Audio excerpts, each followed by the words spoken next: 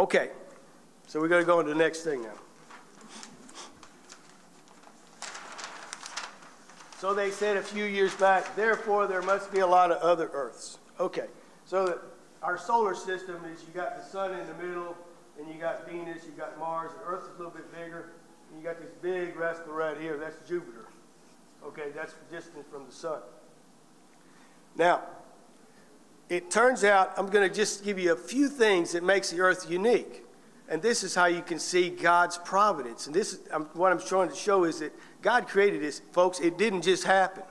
Number one is we have an extremely unique sun. Extremely unique as regard to its composition. Time to quit. No. Could you announce that confession's been Oh, yeah, confessions are ongoing in both rooms. There's a sign on them, okay, as we go here.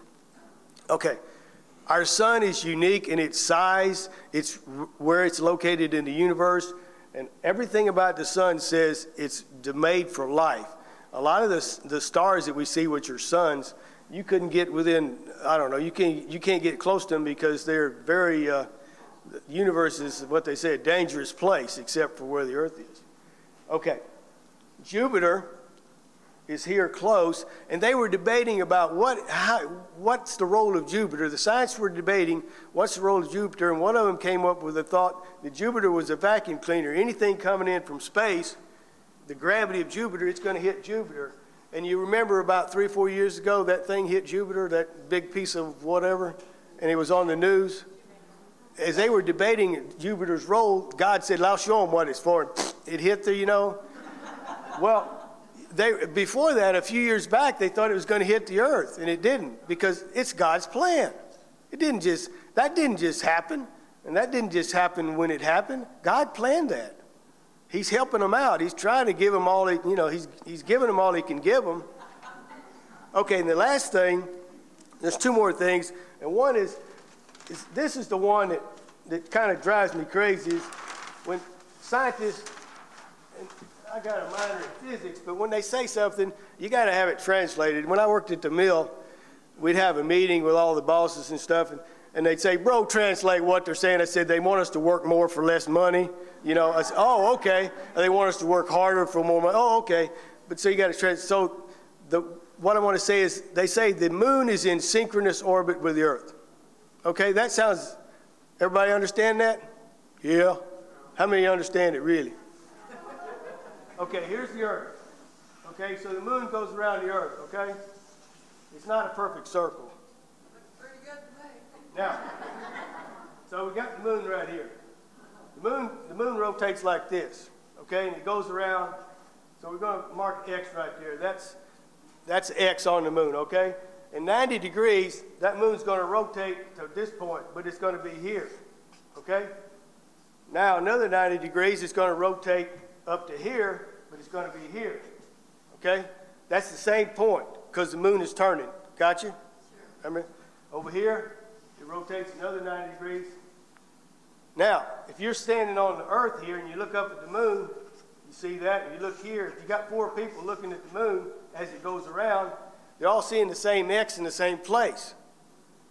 But the moon has rotated once as it went around the Earth once. That didn't just happen. God did it. There's no moon. There's nothing in the universe like that. That's a clock. That's why the moon was set up as our calendar. That there ain't no way that can happen. They say no one's ever seen the other side of the moon. I used to think, what, are they blind? They can't see? It's not there? No, they can't see the other side of the moon because God won't let them see it. See, he designed it. Isn't that perfect? Unbelievable. Now, lastly, the Earth. The composition of the Earth it's created for life.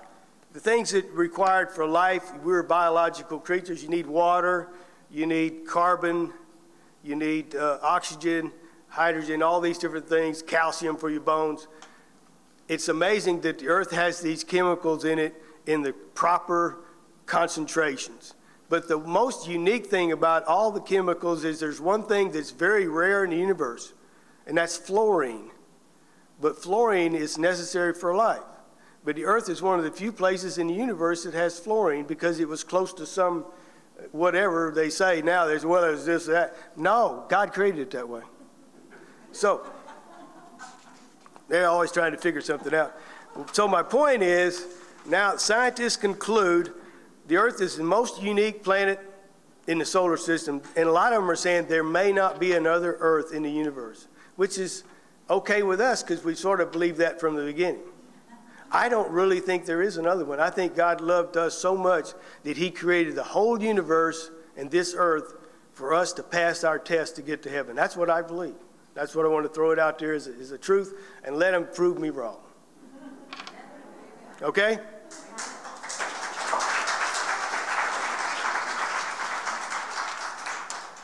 And don't take the earth for granted. The Pope has just come out and said we must protect God's creation.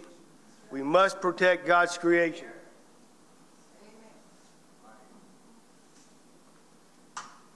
The world's not about to come to an end. It's about to come to a big change for the better.